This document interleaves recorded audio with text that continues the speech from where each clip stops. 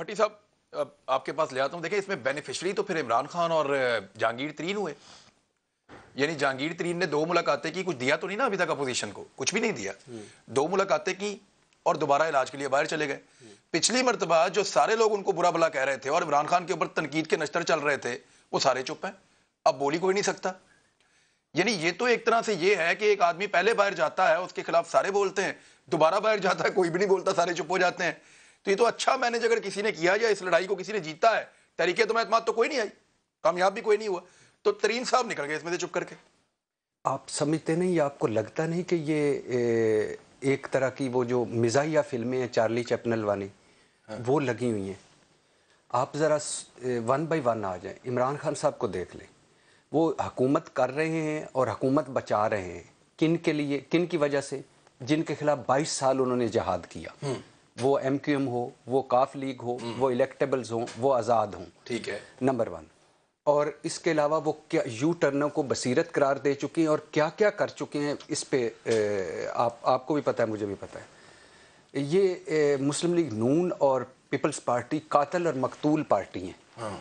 یعنی یہ قاتل اور مقتول پارٹی ہیں. اور صرف دو زرداری صاحب کہتے تھے کہ نواز شریف تو درندہ ہے, دھرتی کا ناسور ہے, اور تو گریٹر پنجاب بنانے والا جاتی عمرہ کا مجیب الرحمان ہے.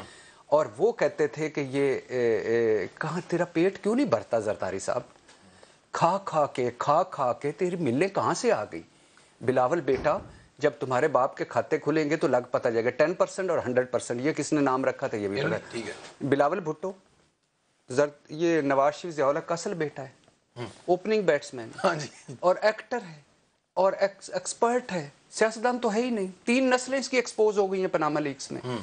اور دوسری طرف سے وہ مجھے سوئس لیگ بلا رہی ہے شہباز شریف صاحب, اور پیٹ چیروں گا, چوکوں پہ لٹکاؤں گا, لڑکانا لاہور کراچی کی سڑکوں پہ گھسیٹوں گا, مرسوں کام نہ کرسوں. یہ بھی پیپلز پارٹی کو جا کے کہتے تھے, میاں صاحب نے کہا تھا. ہاں, تو اور یہ منہ اور مسور کی دال, میاں صاحب نے کہا, بڑے میاں صاحب نے کہا. اب مجھے بتائیں کہ پیپلز, اسی مسلم لیگ نون نے تمام فیصلوں کا اختیار کس کو دیا؟ زرداری صاحب کو. کتنی مرتبہ ایک دوسرے کا پیٹ بھرا ہے ان 3.5 سالوں میں, 3.25 بار بار. مولانا صاحب اور اے این پی اور محمود خان اچکزئی میں کوئی چیز کامن, ساری عمر ایک دوسرے کے اگینسٹ رہے ہیں. یعنی نظریہ ہی کیوں اکٹھے ہو گئے سارے؟ سر اس پہ آتا ہوں. اب آ جائیں, یہ مزاحیہ فلمیں کیوں چل رہی ہیں؟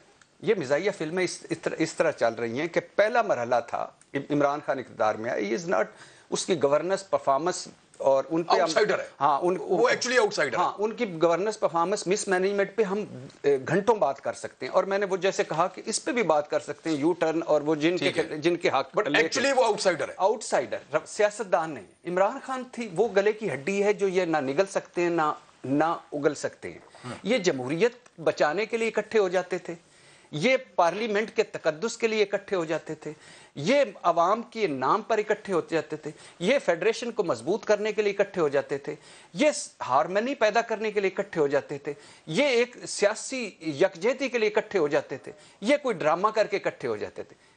وہ نہیں ہو رہا.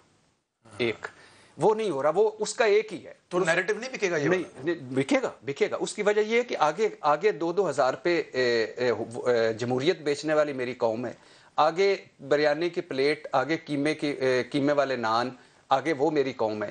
آگے وہ ہیں جو الیکشن سے ایک دن پہلے شناختی کارڈ رکھیں گے تو وہ بیچاری آئے گی نا سر. ایک شناختی کارڈ اکٹھے کر لو اور پھر ووٹ ڈال دو. اچھا, اب وہ نہیں بک رہا.